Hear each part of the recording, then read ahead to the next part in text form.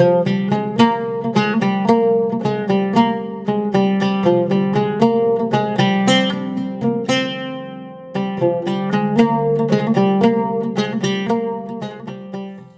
bismillahirrahmanirrahim. Assalamualaikum warahmatullahi wabarakatuh. Waalaikumsalam warahmatullahi wabarakatuh. Alhamdulillah allazi amarona biluzumil jamaah wa nahana nitafarruqah wallazi an'ama alaina bi ni'matil imani wal islam kama an'amallahu alaihi minan nabiyina was-siddiqina wasyuhada'i was-salihin. Masyaallahu kan wa ma lam yasha' lam yakun la haula wala quwwata illa billah. Asyhadu an la ilaha illallah wahdahu la syarikalah wa asyhadu anna Muhammadan abduhu wa rasuluh. Wassalatu wassalamu ala Rasulillah wa ala alihi wa ashabihi wa man wala. Amma ba'd.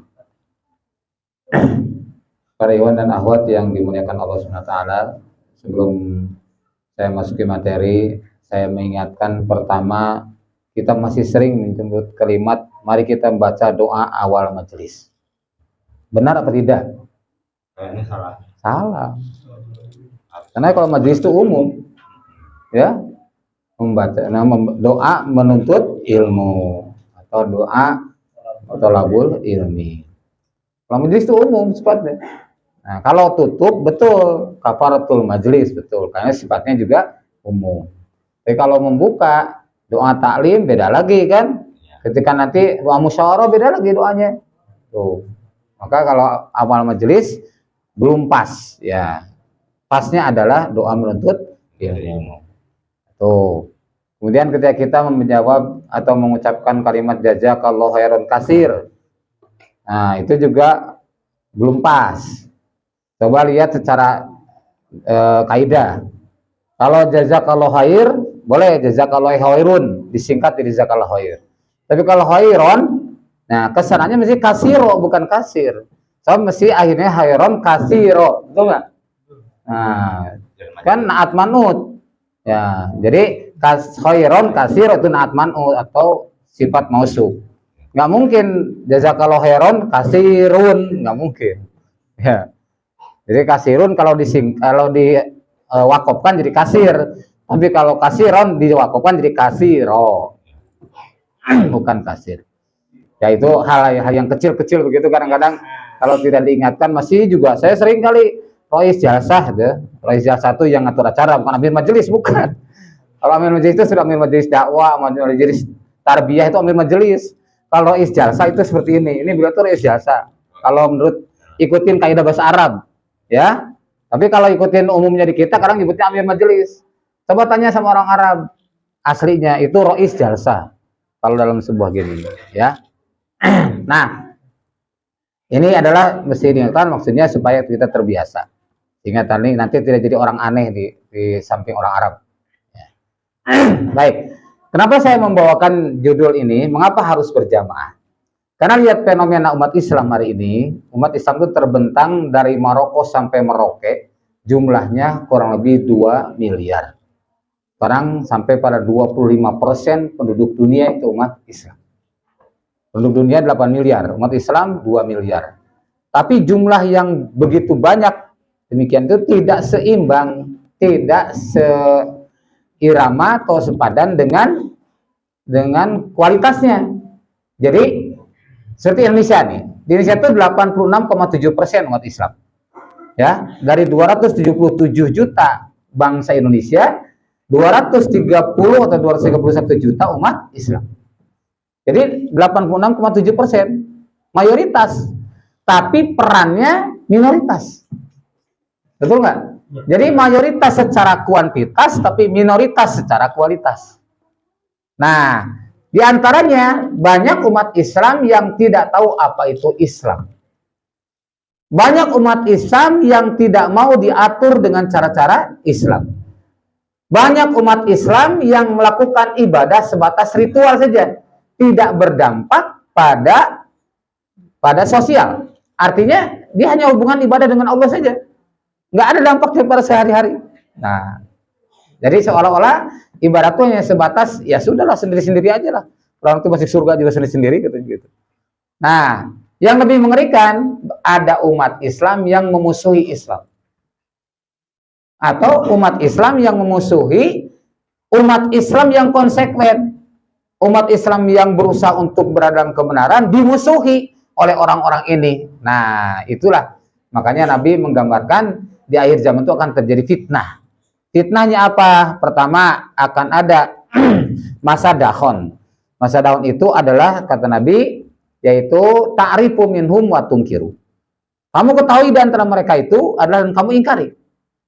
Dalam syarah Fathul Bari disebutkan di dalamnya itu adalah mengandung ma'ruf dan mungkar, campur antara hak dan batil. Lalu sahabat bertanya, ya Rasulullah, wa ma dahonuhu? Apa itu dahonnya? Kekeruhannya itu apa? Asapnya itu apa? Kabutnya itu apa? Kata Nabi, qaumun yastanuna bighairi sunnati wa yahduna bighairi hadi. Kaum yang mengikuti sunnah bukan sunnahku, mengikuti petunjuk bukan petunjukku. Nah, setelah itu ada lagi keburukan. Sahabat menyampaikan bertanya kepada Nabi, adakah lagi keburukan setelah itu? Kata Rasul, na'am, du'atun ala babi jahannam. Ini paling mengerikan. Para penyeru kepada pintu-pintu jahannam. Man ajabahum ilaiha qadafuhu fiha. Siapa yang menyambut seruan mereka sama akan dilemparkan ke dalam jahanam. Oh, maka Hudzaifah bertanya, sifhum lana ya Rasulullah. Sifatilah mereka bagi kami ya Rasul. Seperti apa ciri-cirinya? Nabi bersabda, hum min jildatina wa yatakalamuna bi alsinatina. Mereka dari kulit-kulit kita dan berbicara dengan lisan-lisan kita. Nah, fenomena inilah yang harus kita kritisi, yang kita harus sikapi saat ini agar kita tahu jalan selamat. Contoh ayat yang dibaca tadi yang diselewengkan oleh kelompok itu. Ya, innamal musyrikuna najasun. Sesungguhnya hanya saja orang musyrik itu najis. Nah, kelompok ini karena dianggap orang yang tidak berjamaah itu adalah orang musyrik, maka dianggaplah najis.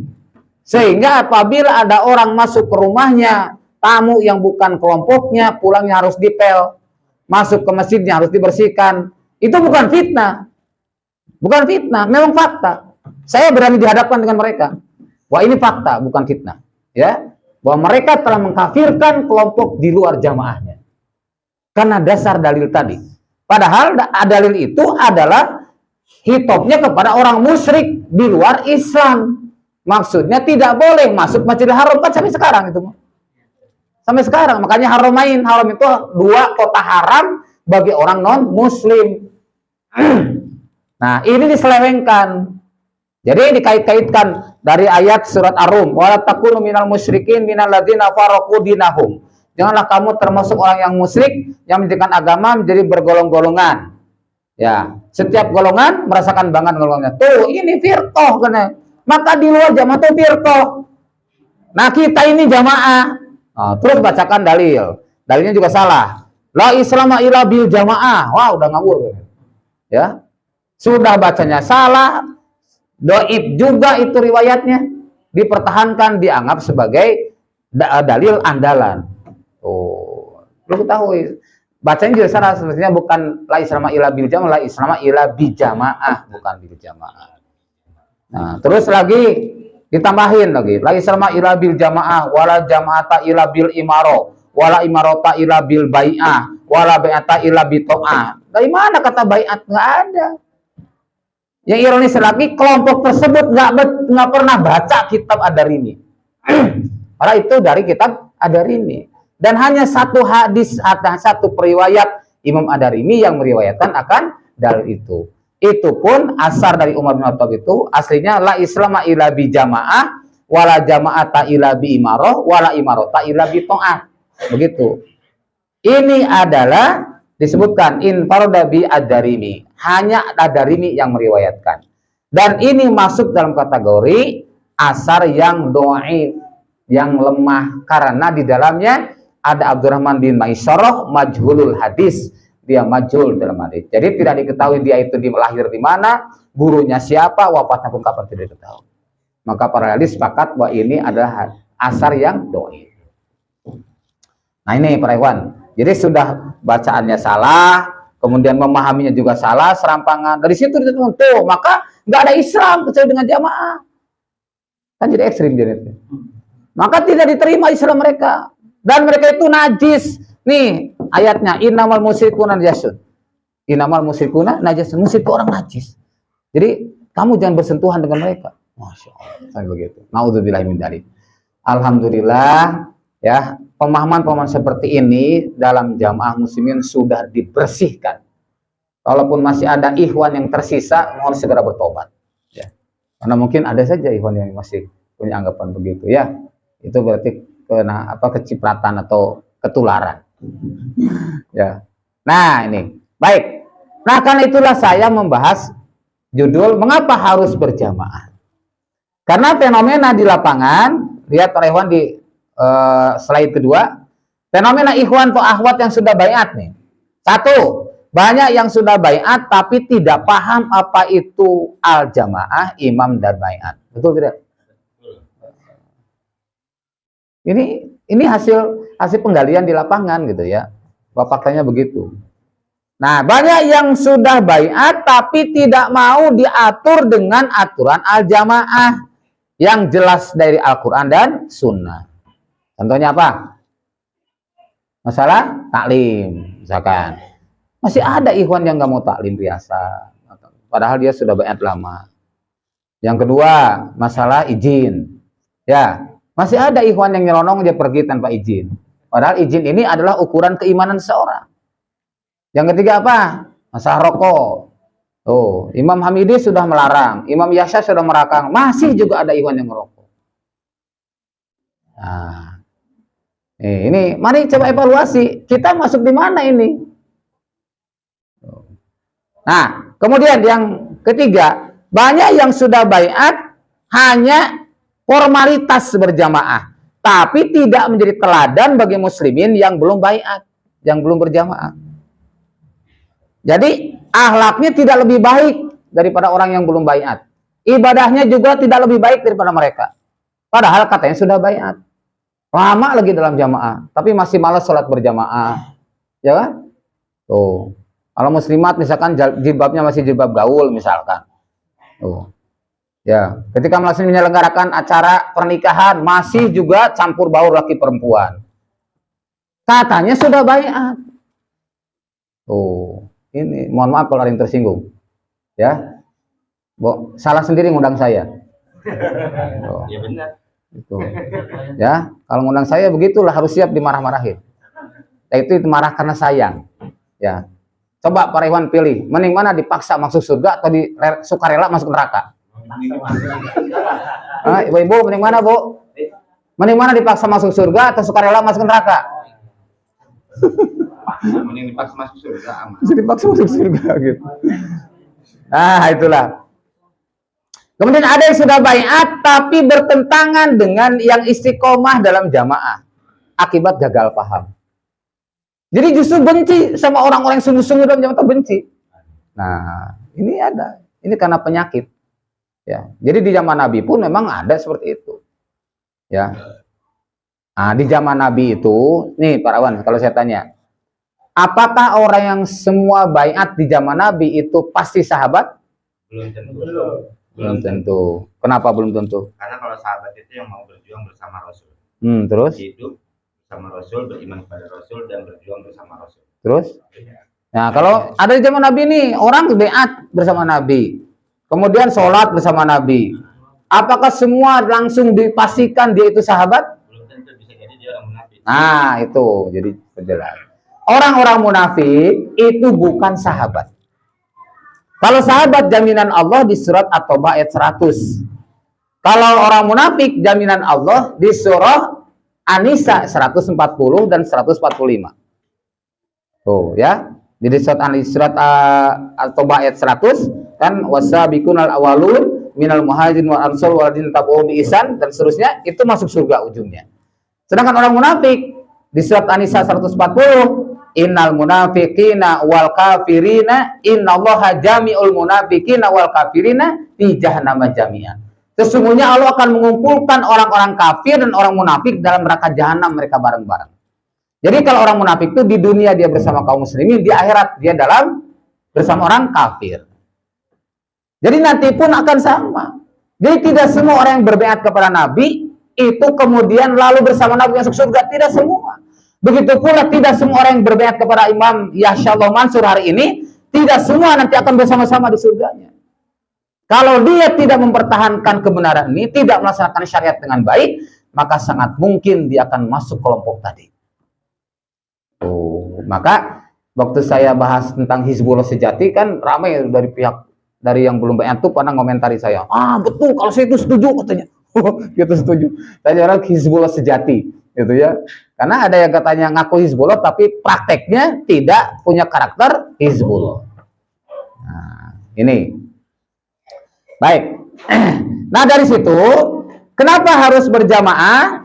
Nah, jadi pertama karena perintah. Mana ayatnya? Ayatnya pertama kita sudah paham ya, dalam surah Al-Imran ayat 103. A'udzubillahi minasyaitonirrajim. Wa'tasimu bihablillahi jami'a wa la tafarraqu. Berpegang teguhlah kamu kepada tali Allah seraya berjamaah. I'tisam itu maknanya aslinya adalah menjaga. Bukan berpegang teguh aslinya, menjaga. Ya. Seperti kalimat wallahu ya'simuka minan nas. Allah menjaga kamu dari gangguan manusia. Jadi aslinya i'tisam itu menjaga. Kenapa jadi memegang teguh? Karena orang yang menjaga, nih kita misalkan ini milik kita jaga nih. Mesti ketika ada orang yang merebutnya, dia akan pegang teguh, akan dipertahankan. Nah, begitu pula maka sering disebut dengan pegang teguh. Aslinya menjaga. Jadi berpegang teguhlah kalian atau jagalah oleh kalian. Tuh. Tali Allah mana tali Allah? Dalam tafsir Nukasir disebutkan hablullah ay al-matin al-mamdudu minas sama'il ardi. Tali yang terikat dari langit sampai ke bumi. Itulah siratal mustaqim. Itulah jalan para nabi dan rasul Allah yang diikuti oleh para syuhada, para siddiqin, para syuhada dan para sholihin. Yang apabila kita tidak mengikuti jalannya, maka kita akan tersesat dan akan dimasukkan ke dalam jahanam. Ya, para ikhwan bisa lihat tafsir surah Al-Baqarah, surat Al-Fatihah dari ihdinas siratal mustaqim ke An-Nisa 69 terus ke An-Nisa 115, ya. Nah, itu. Jadi hablullah itu maknanya pertama Al-Qur'an. Kemudian siratal mustaqim, yaitu jalan yang diikuti oleh para nabi, syuhada, para nabi, siddiqin, syuhada dan sholihin. Kemudian apa itu hablullah? Hablullah yaitu dinul Islam. Jadi berpegang teguhlah kamu kepada agama Islam, berpegang teguhlah kepada Al-Qur'an, berpegang teguhlah kepada jalannya para nabi, para siddiqin, para syuhada dan para sholihin. Nah, kemudian jami'an, mana jami'an? Jami'an itu sebagai hal. Hal itu artinya cara melakukan. Bagaimana caranya kita berpegang teguh dengan itu? Caranya berjamaah. Jami'an. Nah, ada yang berpendapat yang lain, itu enggak, itu taukid dari kalimat wa'tasimu. Nah, kita sepakatnya dengan jami'an itu sebagai hal. Ya. Karena kalau dikatakan wa'tasimu jadi rancu. Berpegang teguhlah kamu semuanya kepada tadi Allah semuanya, misalkan. Nah, di akamnya itu kan harus kafah. Beda deh dalilnya. Kalau kafah itu dalam surah Al-Baqarah 28. Ya ayyuhalladzina amanu udkhulu fi silmi kafah. Nah, kemudian kalimat wala tafarraqu, dan janganlah kalian berfirqah-firqah, janganlah kalian bergolong-golongan. Lihat di surah Al-Imran, itu tafsirnya di Ibnu Katsir juz 1 halaman 389 sampai 392. Di situ akan ada kalimat makna wala tafarraqu ay amarohum bil jamaah wa nahahum anit tafarruq. Yang dimaksud dengan wala tafarraqu, janganlah bergolong-golongan, itu Allah memerintahkan kepada mereka hidup berjamaah dan melarang berpecah belah. Nah, itu para ikhwan yang pertama. Kemudian yang kedua ayat surah Asy-Syura, ya, ayat ke-13. A'udzubillahi minasyaitonirrajim. Syara'a lakum minad-din. Allah telah mensyariatkan kepada kalian minad-din, dari agama ini, mawasobihi, apa-apa yang telah Allah wasiatkan bihi dengannya, Nuha, kepada Nabi Nuh. Walladzi auhayna, dan yang telah kami wahyukan, ya, ilaika kepada engkau Muhammad. Wa ma wasaya bihi, dan telah kami wasiatkan dengannya Ibrahim, para nabi Ibrahim, wa Musa dan Musa, wa Isa dan Isa. Jadi Pak perhatikan ada 3 kalimat di situ, ada kalimat syara'a, mensyariatkan, ada kalimat waso, mewasiatkan, ada kalimat auhaina, mewahyukan. Ya, jadi Allah ketika menyebut kepada kalian, maksudnya pada kaum muslimin, kalimatnya syara'a. Tapi kepada Nabi Nuh, Nabi Ibrahim, Musa dan Isa menggunakannya waso, menggunakan wasiat.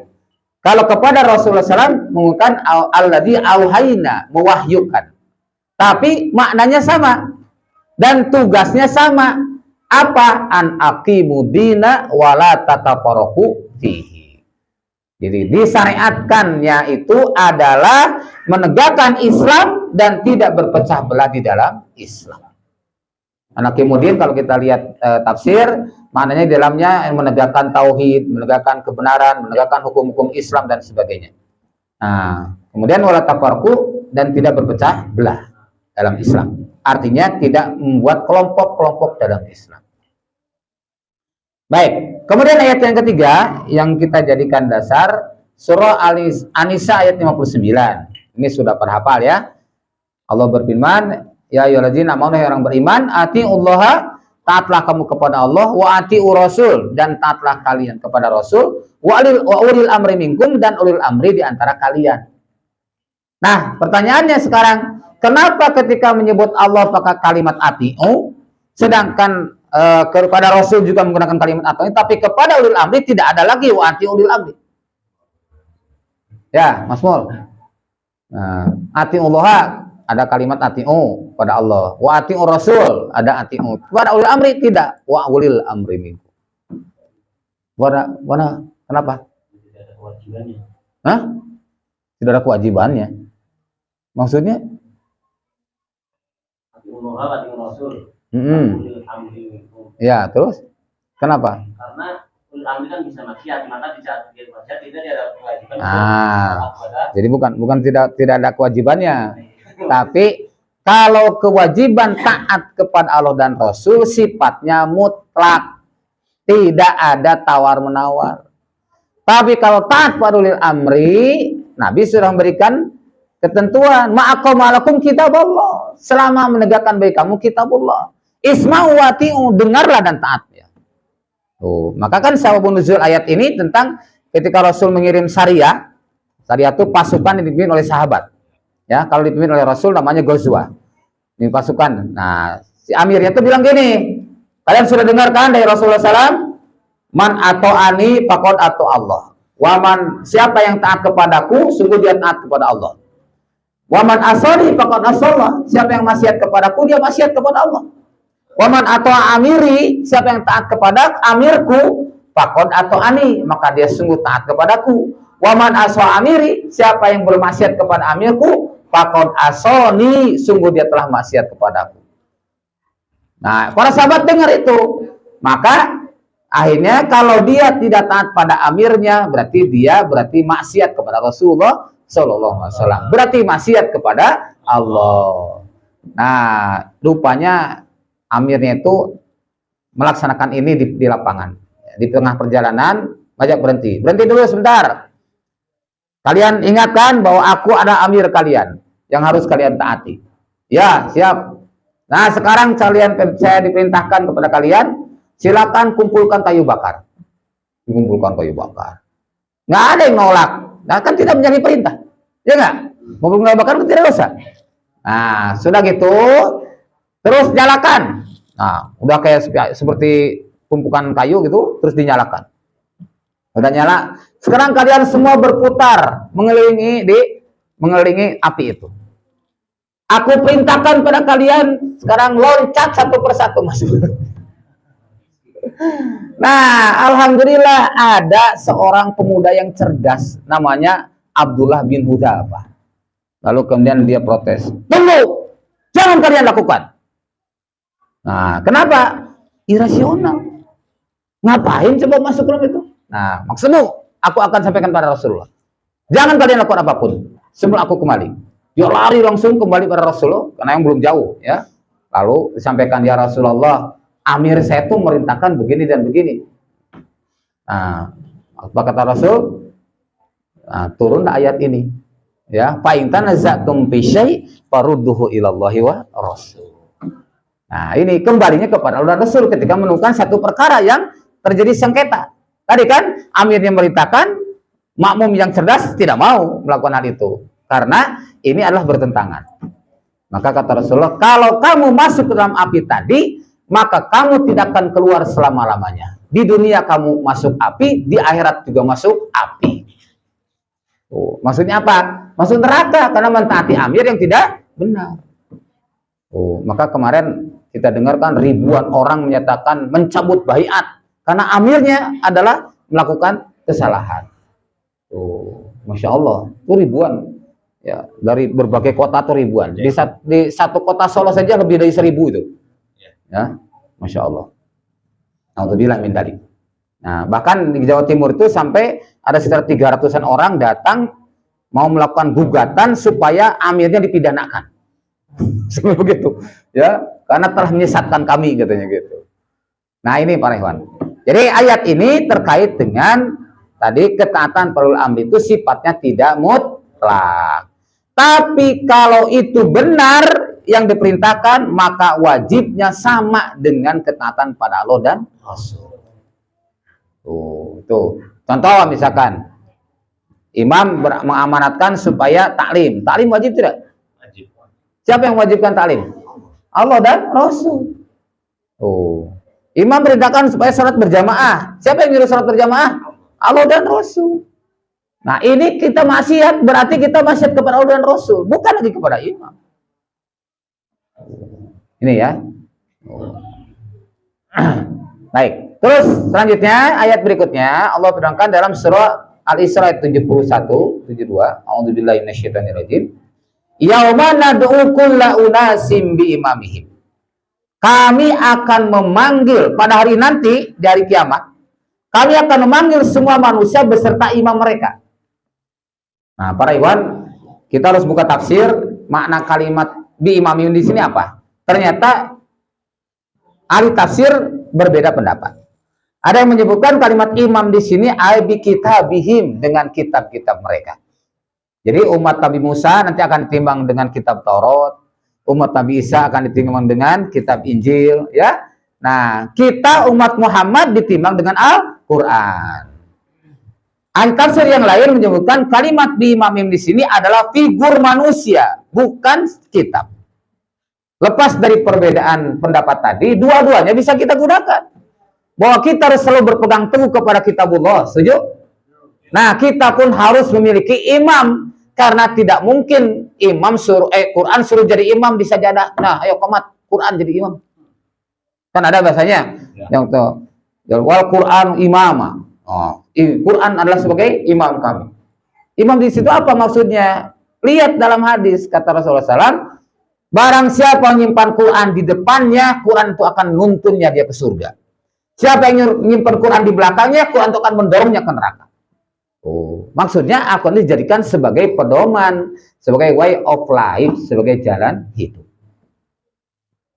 Nah, ini.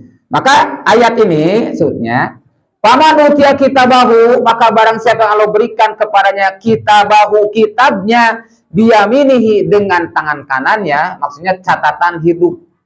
Kita ini akan semua diberikan rapot masing-masing. Kemudian faulaika yaqrauna kitabahu, maka mereka semua akan membaca kitab-kitab mereka. Kita akan baca rapot kita masing-masing. Wala yuzlamuna fatila, dan tidak akan dizalimi sedikit pun. Jadi kita semua akan diberikan imbalan, diberikan ganjaran, diberikan pahala atau dosa sesuai dengan apa yang kita lakukan selama di dunia. Gitu ya. Jadi tidak akan dikurangi sedikit pun. Fama ya'mal misqala dzarratin khairan yara wa ma ya'mal misqala dzarratin syarran yara. Ya. Nah, kemudian ayat berikutnya, wa man kana fi hadi a'ma, siapa yang di dunia ini dia buta. Apa maksud buta di sini? Buta di sini adalah orang-orang yang hatinya mati. Dia tidak mau tahu atau pura-pura tidak tahu. Kan beda. Ada yang tidak mau tahu. Kalau dia gimana tidak mau tahu? Dia mesti nolak, ya. Apapun yang kita berikan dia mesti nolak. Kalau dia tidak mau tahu. Saya pernah nyantuni seseorang tokoh. Nah, gitu. Nggak usah. Anda tidak perlu menyampaikan pada saya. Bilang, lah kenapa? Saya kan punya hak gitu. Enggak. Karena maksudnya kalau saya sudah tahu ada konsekuensi. Gitu. Udah, saya tidak perlu tahu. Saya tidak memerlukan pengetahuan atau informasi yang akan Anda sampaikan. Sudah bicara yang lain saja. Oh, Masya Allah. Ini tidak mau tahu. Ada yang pura-pura tidak tahu. Dia sudah sering dengar informasi, tapi seolah berlalu begitu saja. Dianggap tidak ada apa-apanya. Nah, ini terjadi di lapangan, Pak. Dan saya tuh alhamdulillah mengalami, diusir orang mengalami, dimaki-maki di depan umum mengalami. Tuh, ya, Masya Allah. Makanya ketika saya cerita tentang kalau misalkan saya ke sana kemari terus nerima baiat, Iwan saya nanya, Ustaz, kok gampang amat sih nerima baiat gitu ya? Sedikit-sedikit baiat. Emang gampang amat? Emang nggak ada yang nolak katanya? Saya bilang, coba kalau tanya tuh tukang bakso gitu. Tukang bakso jualan dari pagi sampai sore. Tanya, tukang bakso lebih banyak mana yang membeli dengan yang tidak beli? Lebih banyak Bang Bakso? Lebih banyak yang beli apa yang tidak beli? Banyak yang tidak beli kan? Oh, banyak yang tidak beli jelas. Tapi pada akhirnya baksonya habis misalnya. Ya enggak? Oh, itulah mental seorang dai. Oh. Jadi kalau saya karena ditolak lalu berhenti, wah sudah nggak ada lagi yang mau ya. Alhamdulillah, tapi karena terus saya punya prinsip begitu, mental pedagang. Udah, pokoknya yang penting jualan. Allah yang akan milih di antara mereka. Nah, tukang bakso, tukang es, tukang cendol, macam-macam, semua kan gitu.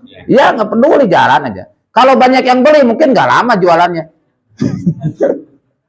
Ya, tuh, Masya Allah. Begitu pula dakwah.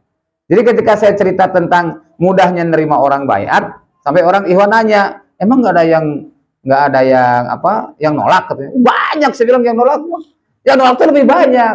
Tapi itulah Allah memilih di antara mereka. Makanya ada yang cuma hitungan menit, berapa menit yakin harus baiat. Ada yang hitungan hari, ada yang hitungan bulan, ada yang belasan tahun. 18 tahun baru baiat. Ada yang 18 tahun baru baiat. Jadi setelah 18 tahun dia datang ke sini. Yo, ketemu sama saya. Saudara Yudi masih ingat tahun 95 katanya. Oh iya, gimana?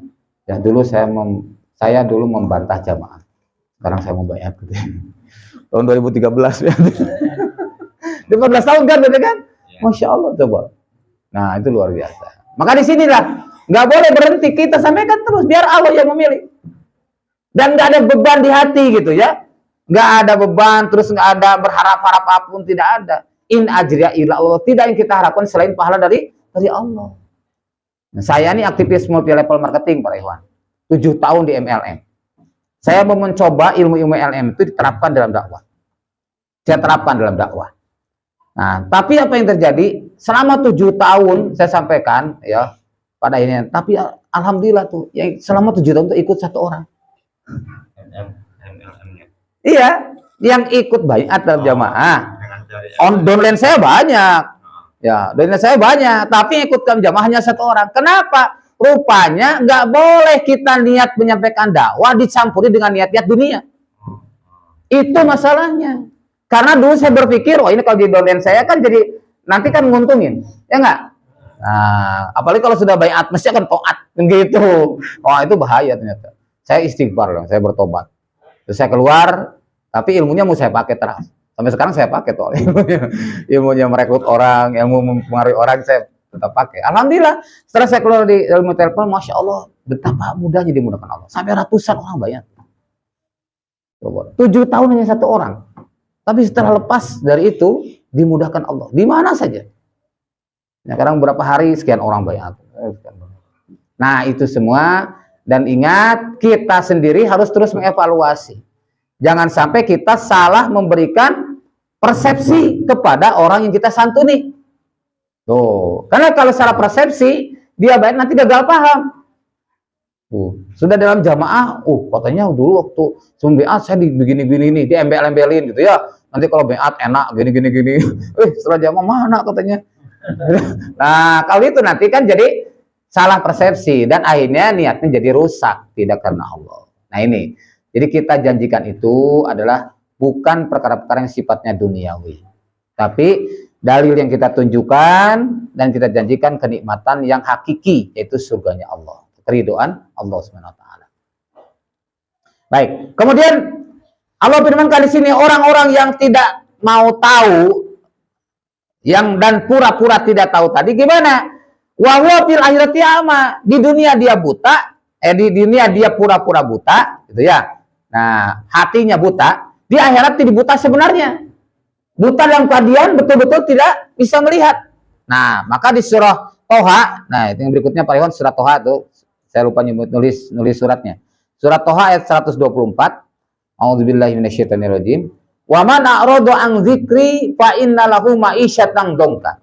Barang siapa yang berpaling dari peringatkanku, fa innalahu, maka sungguhnya baginya ma'isyatan dongka, adalah kehidupan yang sempit.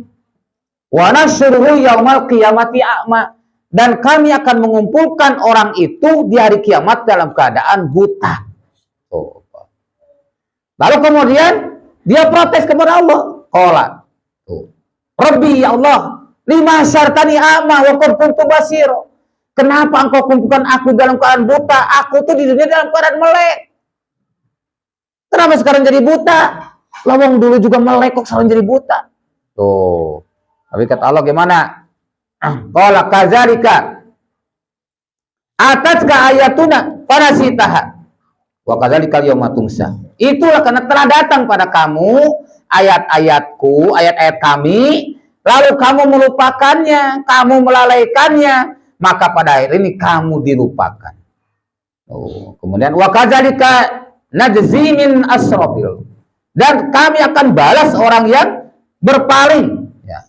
Man asrafa walam yu'min bi ayati rabbi, dan orang tidak beriman kepada ayat Rabbnya. Nah, kemudian wal azabul akhirah asyaddu wabqa, dan siksa akhirat itu adalah lebih keras dan lebih kekal. Naudzubillah. Nah, itulah dasar perintah dari Al-Qur'an. Lalu perintah dari hadis gimana? Pertama, hadis yang mungkin para ikhwan sudah sering hafal, ya. Ana amurukum bihomsin, Allah amaroni bihinna, bil jamaah wasami wa ta'am wal hijrah wal jihad fisabilillah. Itu sudah sering kan? Nah, itu sebenarnya hadis riwayat Ahmad ini itu dipakai oleh Ibnu Katsir menafsirkan surah Al-Baqarah ayat 21 dan 22. Ya ayuhan nasu taqu rabbakumul ladzi, ya ayuhan nasu ubudu rabbakumul ladzi khalaqakum walladzina min qablikum la'allakum tattaqun. Kan kita, wahai manusia, ubudu rabbakum, ibadahlah kalian kepada Rabb kalian. Perintah beribadah. Artinya berarti tauhid. Di ayat berikutnya, fala taj'alu lillahi andada, janganlah kamu menjadikan bagi Allah andad, yaitu tandingan. Maksud tidak boleh musyrik. Perintah bertauhid, larangan musyrik. Di dalam tafsir Ibnu Katsir juz 1 halaman 58 itu ditafsirkan dengan ayat dengan hadis riwayat Ahmad, ana amurukum bihomsin, Allahu amaroni bihinna, bil jamaah sam'i taat hijrah dan jihad fisabilillah. Ini artinya apa? Bahwa tauhid tidak bisa dipisahkan dengan jamaah. Kehidupan bertauhid, itulah kehidupan berjamaah. Makanya kenapa berpecah belah digolongkan jadi musyrik? Karena berjamaah itu adalah bertauhid. Maka ironis sekali kalau orang sudah baiat dalam jamaah tapi tauhidnya rusak. Dia lebih mencintai yang lain selain mencintai Allah dan Rasulnya. Dia lebih mencintai ajaran yang lain daripada cinta kepada ajaran Islam. Itu artinya dia berjamaah tapi tidak bertauhid. Gimana? Mana ada kayak gitu? Ya. Jadi dia berjamaah tapi tidak bertauhid. Oh, kenceng kalau jamaahnya. Tapi rupanya apa? Sholat berjamaah males. Coba di Al-Quran hanya 2 kelompok manusia yang dikelompokkan orang yang males sholat berjamaah. Nih, diantaranya di Al-Quran itu ada yang saya tulis ada 2. Pertama adalah surat An-Nisa 142. Orang yang susah untuk sholat itu adalah orang yang munafik. Wa idza qamu ila shalah qamu kusala. Itu ayat munafik. Ayatna innal munafiqina yukhadi'una Allah wa huwa khadi'uhum wa idza qamu ila shalah qamu kusala. Tuh. Kenapa? Yura'una nas, karena ingin dilihat oleh manusia. Tuh, jadi berat. Terutama sholat subuh dan isya. Nih, jadi para ikhwan, ya ibu-ibu kalau punya suami sholat isya dan subuh malas-malas ke masjid, dorong sama ibu. Oh, dia perlu dijiprat, ya dijiprat yang disiram. Kalau berantem malah. Sunahnya dijiprat, ya dijiprat. Tangannya basah, dijipratkan ke dalam mukanya. Nah, kalau suami marah itu tandanya dia tidak terima dengan sunnah Rasul. Itu sunnah, itu perintah Nabi. Ya. Begitu pula ibu kalau susah dibangunin untuk sholat malam sama suaminya, untuk sholat subuh di awal waktu, maka itu pun sama, berarti tidak suka dengan sunnah Rasul. Karena Rasulullah memerintahkan jiprat. Di antara ciri ahli surga itu yang saling membangunkan untuk sholat malam, suami dan istri. Ya, Masya Allah. Nah, yang pertama itu surat An-Nisa 142. Yang kedua, orang yang susah untuk memenuhi panggilan Allah dalam surah Al-Maidah 58 itu orang yang tidak berakal. Berarti orang tidak berakal apa? Orang gila. Wa idza nadaitum ila sholati takhuduha huzwa wa la'ida dzalika bi annahum qaumul la yaqilun. Apabila kamu seru mereka untuk mendirikan salat, mereka menjadikan salat itu jadi senda gurau dan permainan. Dzalika bi annahum, yang demikian itu karena sesungguhnya mereka adalah qaumul la yaqilun, kaum yang tidak berakal. Berarti orang yang gila. Nah itu ya. Baik. Dari sunnah Rasulullah SAW tadi selain perintah menegakkan atau diperintahkan berjamaah, sam'i, ta'at, dan hijrah dan jihad, juga hadis sebutkan dari Abu Dzar bahwasanya Rasulullah bersabda bahwa as-sani khairun min wahid. Dua itu lebih baik daripada satu. As-salasa khairun minas nain. Tiga lebih baik daripada dua. Kemudian 4 lebih baik daripada 3. Fa'alaikum bil jamaah, maka wajib bagi kamu berjamaah. Fa'inna Allah, maka sesungguhnya Allah la yajma'. Allah tidak akan pernah mengumpulkan umatku ila ala hudan, kecuali di atas petunjuk.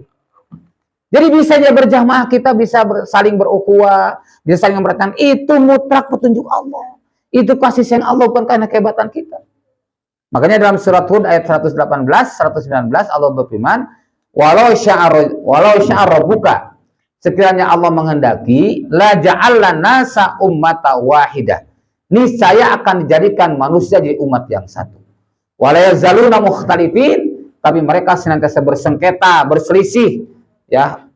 Illa man rahimah rabbuk, kecuali orang yang dapat rahmat dari Rabb.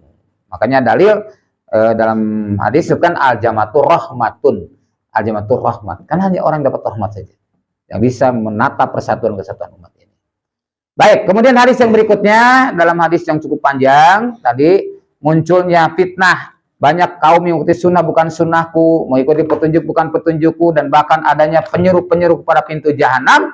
Saat seperti itu, Hudzaifah bertanya pada Rasulullah, ya Rasulullah, fama ta'muruni in adokani zalika, apa yang kau perintahkan kepadaku jika aku berjumpa dengan keadaan seperti itu? Kata Nabi, talzamu jama'atal muslimina wa imamahum. Kamu menetapi jamaah muslimin dan imam mereka. Di sini menggunakan kalimat fi'il mudhari, talzamu. Ya. Tapi bimana amar. Kenapa? Karena diminta perintah. Fama ta'muruni, apa yang kau perintahkan kepadaku? Tuh, maka Nabi menyebutkan talzamu jama'atal muslimin. Kamu menetapi jamaah muslimin dan imam mereka. Tapi kalau dalam itu ada sebuah hari Muslim, kalau dalam Ibnu Majah itu kalimatnya langsung pakai kalimat amar, talzam, maka wajib bagi kamu menetapi jamaah muslimin wa imamahum, dan imam mereka. Nah itu Pak. Kemudian sabda Rasulullah SAW, fa'alaikum bisunnati wa sunnatil khulafa'ir rasyidin al-mahdiyyin.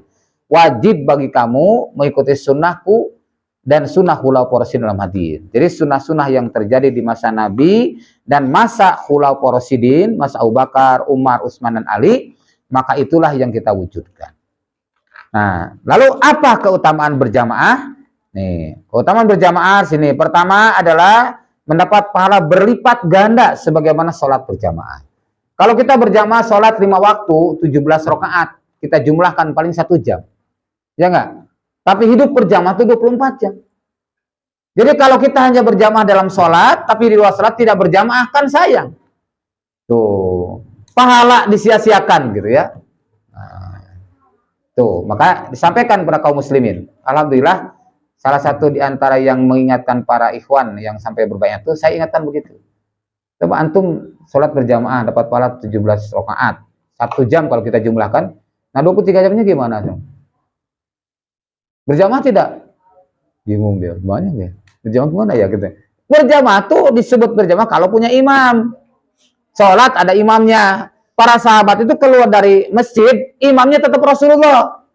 Ya, begitu Rasulullah sama wafat, imamnya Abu Bakar. Begitu. Nah, antum siapa? Seperti itu. Oh, iya. Nah, kalau antum belum punya imam, saya ajak. Saya sudah melaksanakan syarat ini, saya sudah punya imam. Mau tidak sama-sama? Rasulullah memberitakan talzamu jama'atul muslimin umahu. Kan alhamdulillah, hanya banyak. Ya, orang kiai di Lombok juga begitu.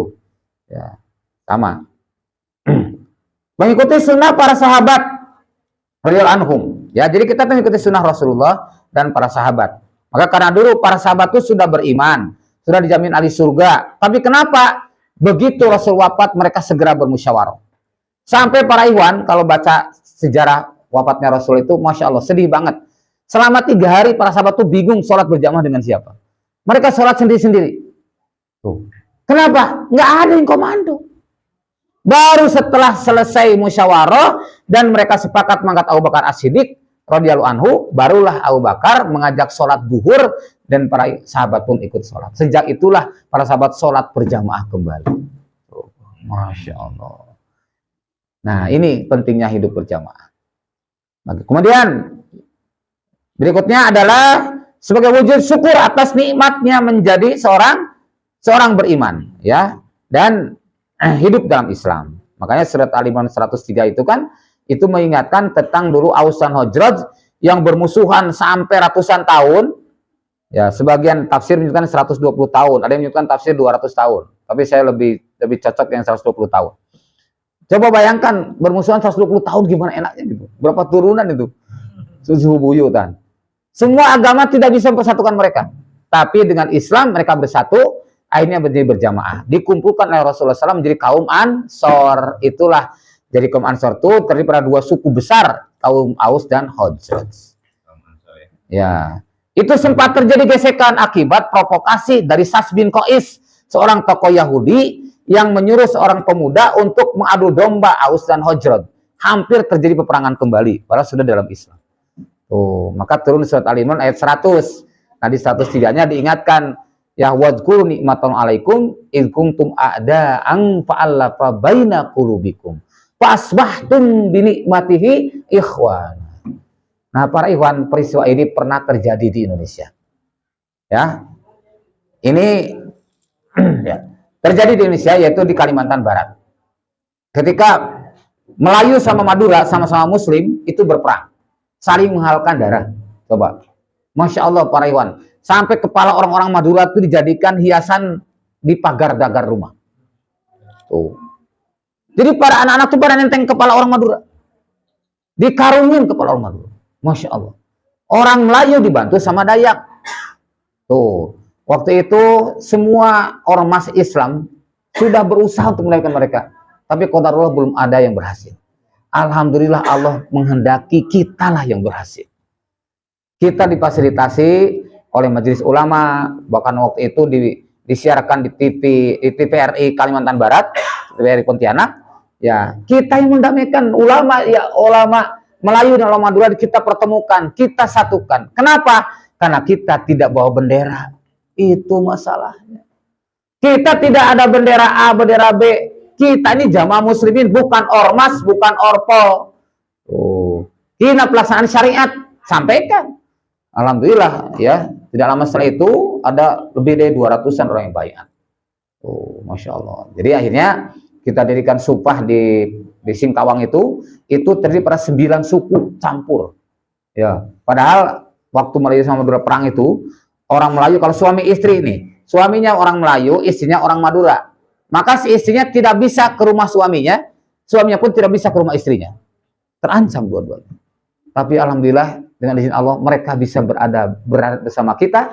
Dari situ ada Melayu, ada Madura, ada Dayak, ada Cina, ada Vietnam, bahkan ada Jawa, ada Sunda, campur situ 9 suku. Tuh, Masya Allah. Nah ini Pak Ikhwan ya. Baik, itu sebagai satu tahdus binikmah.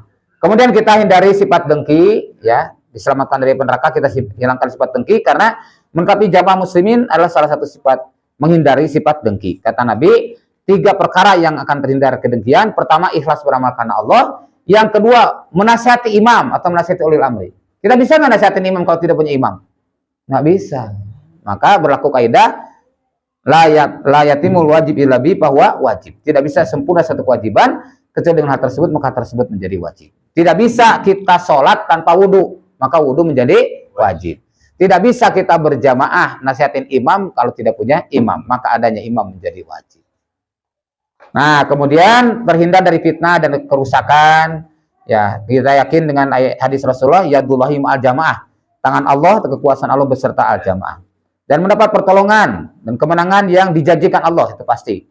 Dan kita juga sinergi potensi. Di dalam jamaah ini kita sinergi potensi. Semua kemampuan bergabung, bersatu seperti ini. Ini kan punya potensi masing-masing. Jempol buat apa? Hah? Buat apa? Buat memuji atau menghina. Ya enggak? Ya kan, memuji atau menghina kan gitu. Nah, atau mentempel, mengesahkan. Nah, telunjuk buat nunjuk. Kalau ini buat Ayo. Buat jentrik kalau ada anak nakal kayak gitu. Nah, tugasnya. Ini buat apa? Dari manis. Buatnya mencincin, berarti bendahara, bagian harta. Ini buat apa? Bagian kebersihan. Ya. Tuh. Jadi semua ini potensi harus dimanfaatkan, maka sinergikan. Nah, kalau ada orang pemiliknya, kita pemiliknya kan? Nah, ada imam, maka disinergikan. Maka semua punya potensi. Kalau nggak bisa kita menyerang musuh dengan satu punyu, menyerang musuh, ketawa paling musuhnya juga. Ya, tapi kalau bersinergi dari satu kekuatan. Nah, itulah sinergi menjadi power. Wallahu a'lam bishawab. Demikian Assalamualaikum warahmatullahi wabarakatuh. Waalaikumsalam warahmatullahi wabarakatuh.